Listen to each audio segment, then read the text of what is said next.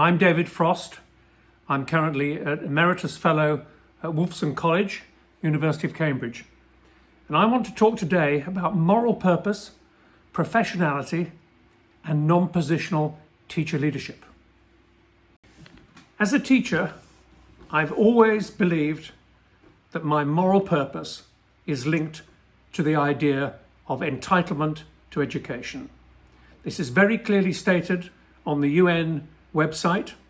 Sustainable Development Goal 4 says that policy should ensure inclusive and equitable quality education and promote lifelong learning opportunities for all. I think that sense of every child is entitled to an education is absolutely fundamental to my professionality.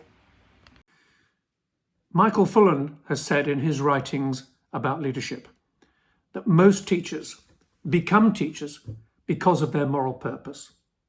What about you? Why did you decide to become a teacher?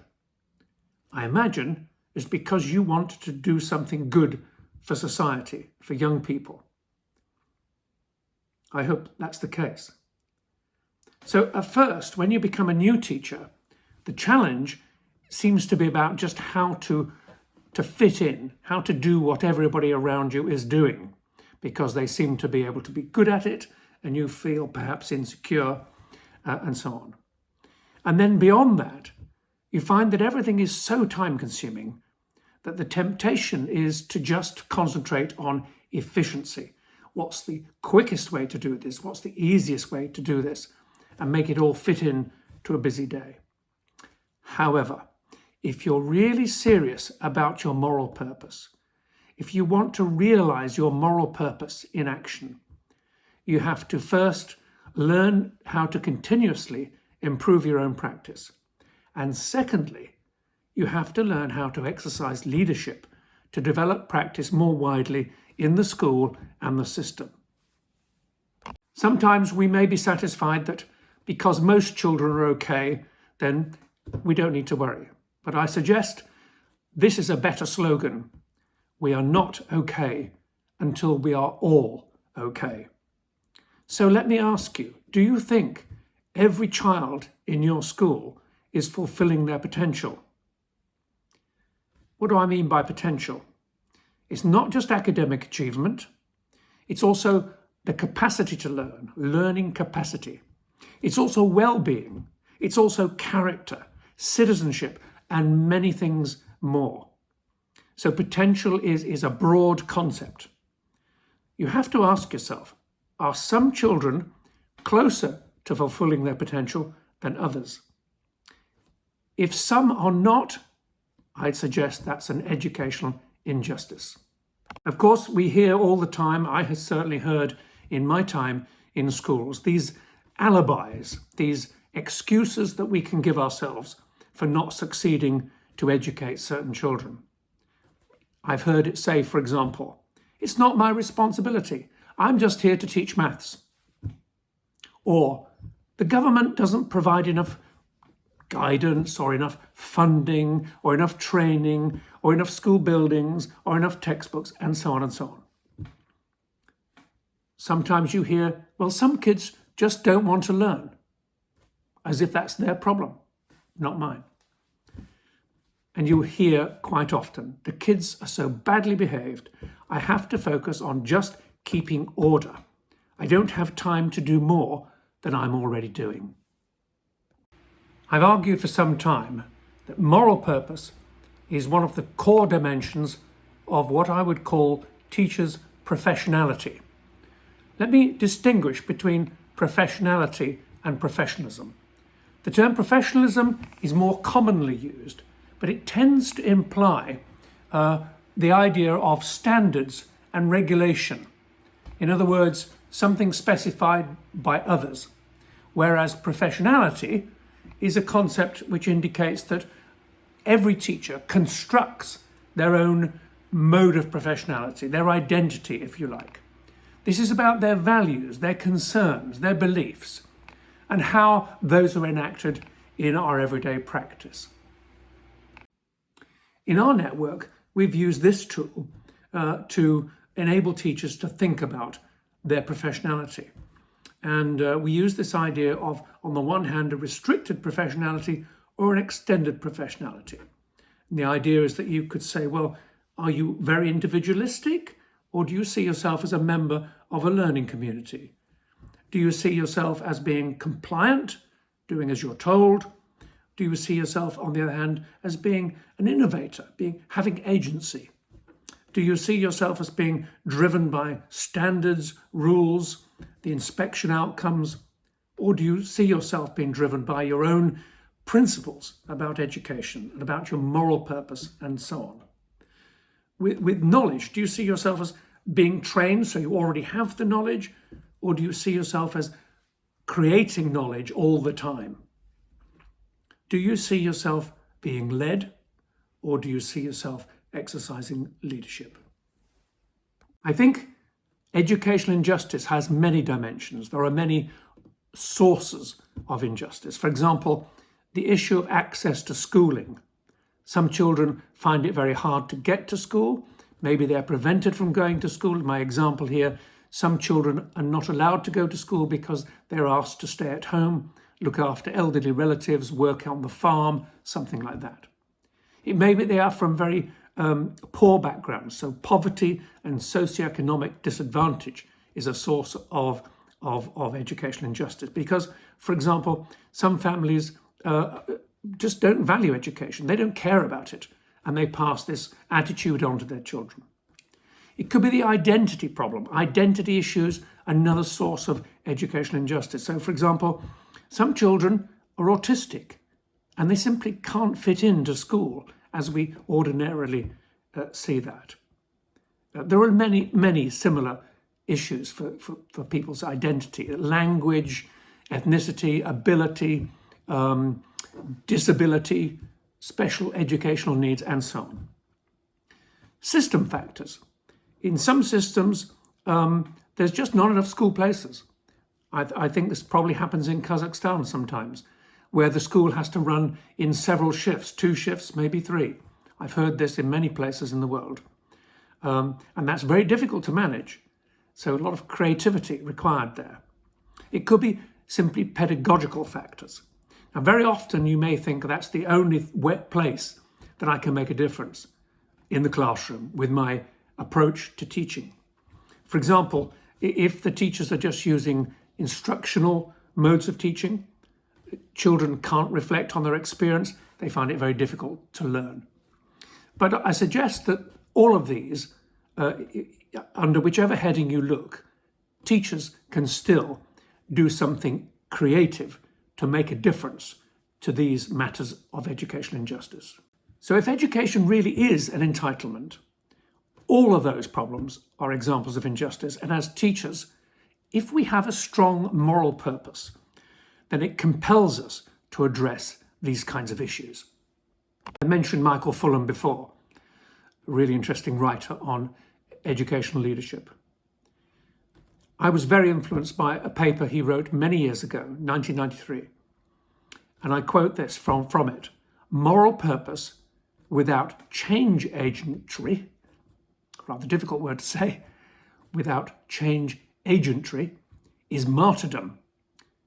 Change agentry without moral purpose is change for the sake of change." So clearly those two ideas, moral purpose and being an agent of change, go hand in hand. So let's think about being an agent of change, a change agent. A change agent is necessarily driven by moral purpose. But you also need, if you're going to be a change agent, you need to draw upon the capacity for agency. What do I mean by agency? This is the innate human capacity to make choices and have an effect on your environment. It is a conscious, knowing thing. You can reflect on it. You can be intentional in those actions to make a difference. This agency is essential to your self-belief, your self-efficacy beliefs. In other words, your own faith in your ability to do something. The non-positional teacher leadership approach rests on these two ideas of moral purpose and agency. They require moral purpose and agency. They draw upon them, but they also they are ignited and mobilized by the program of support, and in turn, the activity of exercising leadership enhances your sense of moral purpose and extends your agency. Can teachers really make a difference? Some people doubt it, but I have lots of evidence to show, gathered over many, many years. I've been working on this for over 35 years. And we have published a book recently, Teachers and the Practice of Leadership. And there's copious evidence there from all over the world, including Kazakhstan, which go to affirm the statement that teachers, regardless of the extent of their experience, their position, their status, they can exercise leadership to combat education injustice, especially when they have the right kind of support. So, non-positional teacher leadership. I've been working on it for a very long time, since 1989, in fact. It's basically a strategy to enable teachers to lead change. It started as a collaboration between the university and senior leaders in the school. It became very international from 2008 onwards. Many different partners in different countries getting in touch and wanting to take part and learn about it. My organisation, the HeartsCam Network, became an independent charity in 2012. So we were not then tied to the university or indeed to the local government. And then in 2025, we resolved to give away all our ideas in the form of a book and a lot of materials to help other people support teacher leadership. So our legacy went online, if you like, in 2025. So non-positional teacher leadership is basically a stance, a conviction, if you like, which says that any adult in the school can exercise leadership, whether or not they hold a position of responsibility, whether or not they have substantial teaching experience, whether or not they are fully qualified as teachers. So support for non-positional teacher leadership is appropriate for teachers who have positions, but also teachers who have no position at all. I suggest, and I know from experience, that with the right kind of support, anyone can learn to do it. It's important that we clarify what leadership is. It's not, as a lot of people assume, it's not just a matter of taking decisions and insisting that others abide by them. That's a very outmoded way of thinking about leadership. Gary Yuckel, an American writer, has written about leadership in organizations in general. He talks about it being a process of intentional influence to guide, to structure, to facilitate activities and relationships. And other writers in education, like Leithwood and Reel, for example, again use these terms influence and mobilizing people. So this is very much an important way of thinking about leadership. It's also useful to see leadership as a set of behaviors. For example, influencing and inspiring others, taking the initiative, offering support, provoking reflection, persuading others to participate, and so on and so on. These sort of behaviors are what leadership is made of. If you see it like that, then you can see that anyone in the school is capable of enacting leadership in some way. Anybody, students, teachers, teaching assistants, for example. So let me outline features of a non-positional teacher leadership program of support. First of all, it's really important that it's school-based. It's convenient for the teachers. So it's workshop sessions held at the end of a school day, maybe 4 o'clock in the afternoon, for example. That's typical in the UK. It's convenient for the teachers. It does not disrupt the students' learning. If you organise it on like a Wednesday afternoon, what happens to the students' learning? So, secondly, it's a group experience. It's not something you should do on your own, online, or something like that. It's a group experience with group sessions, workshop sessions lasting 2 hours. Time to build a sense of community, time to get to know each other within the group, time to really discuss and reflect and engage in activities together. So it needs to be a trusting community where you establish that trust over time. Thirdly, it needs to be well facilitated. Facilitation is an interesting concept. It's quite different to training, it's quite different to instruction. It enables other people to take decisions. So it works well when it's done by experienced teachers in the school. We found in Kazakhstan, for example, that vice principals tend to become facilitators. In the UK, all sorts of different kinds of people have taken on the role, but it's best if it's somebody who is experienced and trusted within the school. It's about empowering and enabling others. It's about using tools. By tools, you'll see subsequently, tools is a device, a piece of paper, for example, with a set of questions on it, or an example on it, but something that enables people to have a discussion about it and think about what they want to do themselves. Fourthly, the program involves one-to-one tutorials. So facilitators would meet with one member of the group, one at a time, face-to-face, to have maybe 20 minutes discussion, maybe 3 times a year, to talk about that teacher's plans, that teacher's ideas, to ask, so tell me, what are you thinking about what you will do to make a difference? It's supportive, it's not instructional. Fifth, we have found that certification really helps. We have done this for many, many years, and teachers, of course, at first were put off if they were asked to do academic work, but in our system, they are not. They're asked to compile a portfolio of evidence.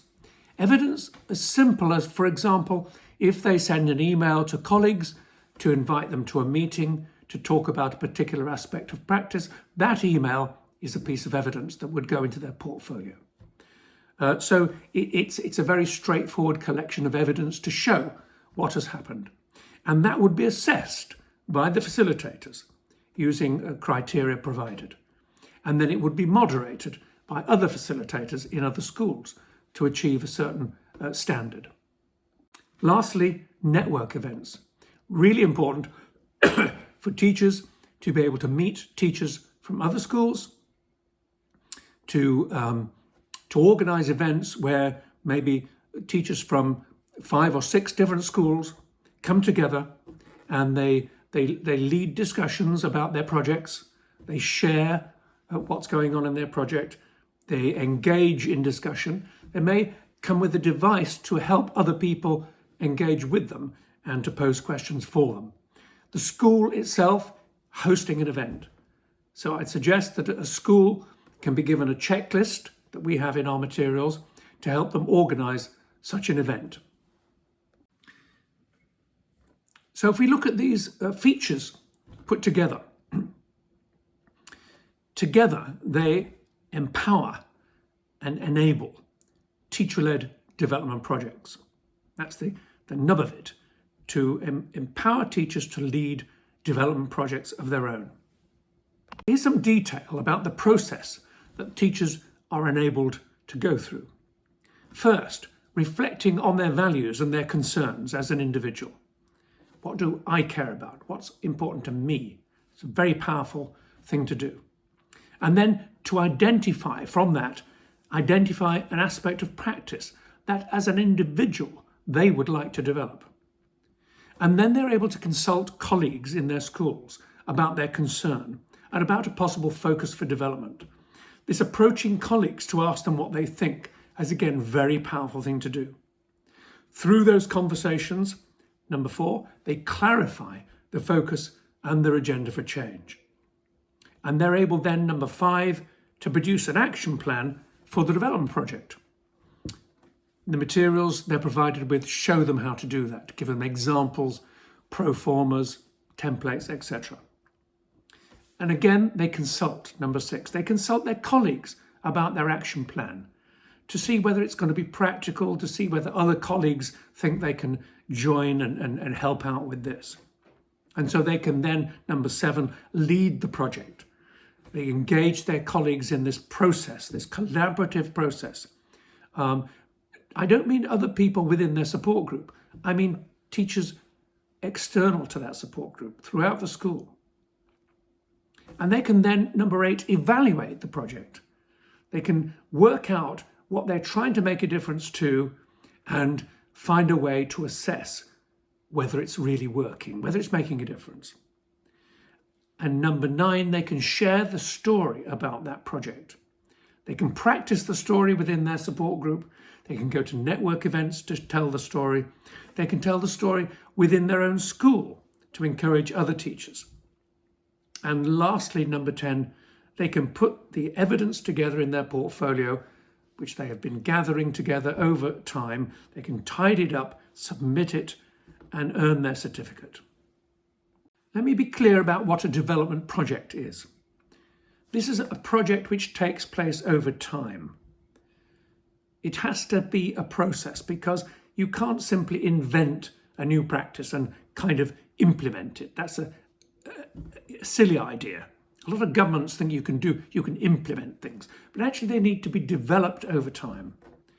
So if you're leading such a process, you invite colleagues to work with you to develop a particular aspect of practice. And then you devise the key steps. What's the first step? Would you, for example, make an announcement in a staff meeting? Would you invite colleagues to a meeting? What would you do? And what would happen after that? So you would plan a process, you'd plan steps. You would perhaps try out new methods, new strategies. You try something, you evaluate it, you try it to improve it, try it again, and so on. You might want to create some new teaching materials, create some guidance, create a tool to help evaluate it, and so on. You manage the process, you steer it in a direction that you think it ought to go in. So this is an example of a project led by a teacher called Harminder in England. I'll just leave you a couple of minutes to read that for yourself.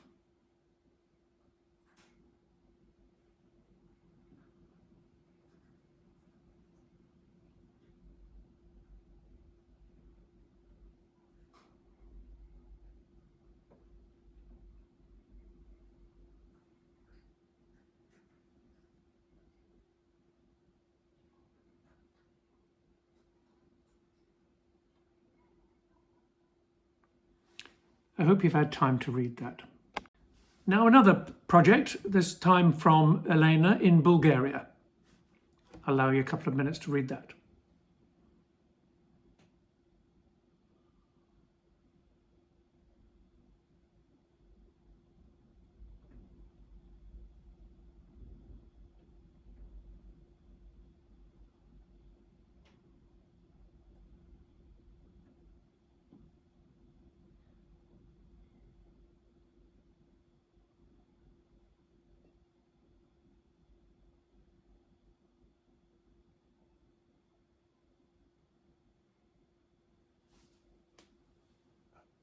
And this example is a project led by a teacher, Damili, in Atirau in Kazakhstan. I'll allow you a couple of minutes to read that.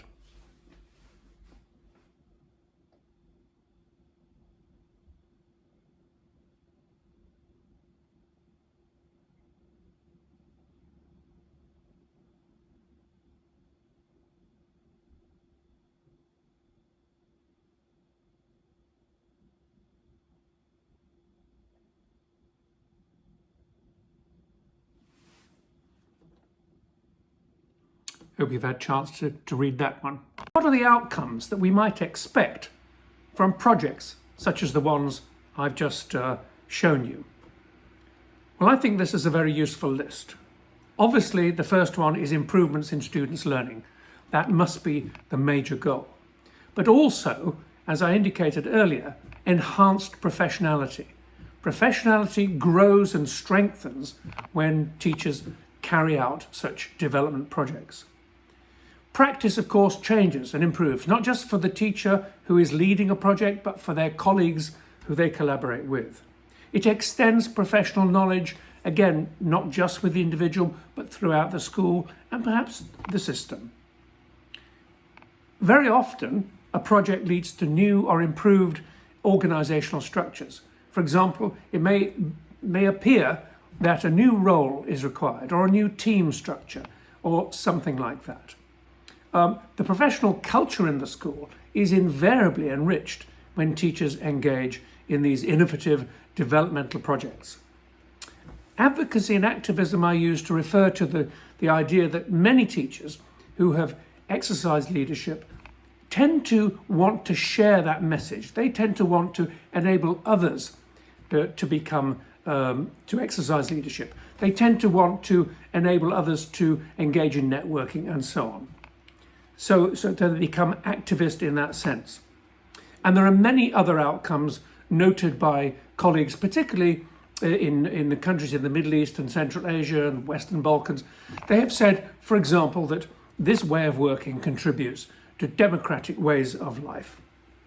I said earlier on that in 2025, our organisation decided to create a legacy, to give away our ideas, our intellectual property. So we've created a website. You can see that listed, first of all, www.non-positionalteacherleadership.com, and you can download free resources from there.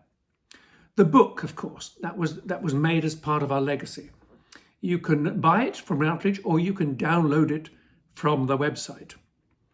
There's also a major guidance book, Information and Guidance. That's a 70-page document which shows you how to support teachers who want to lead. You can download a document that gives you details about how to plan such a program. And you can download the session guides and the tools to run the workshops. All this material is available free under a Creative Commons license, which means that it can be adapted for a particular purpose. So my invitation today is for people to think about how non-positional teacher leadership could be used to support your program, and people who organize that program might want to use all of these materials to help them do that.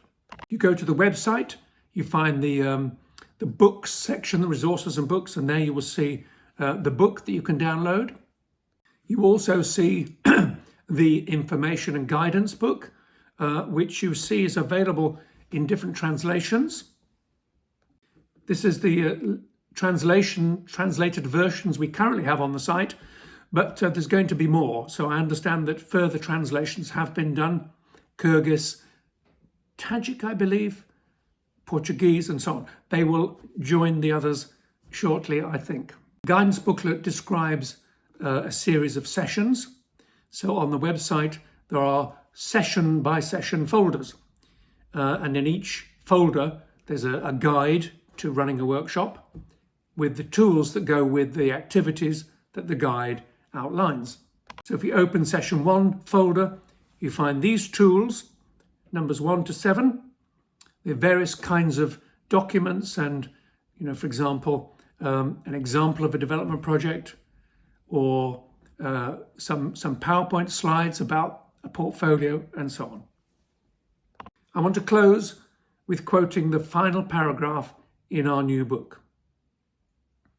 We hope to see many non-positional teacher leadership programs springing up around the world and empowering teachers, regardless of status or formal position, as agents of change.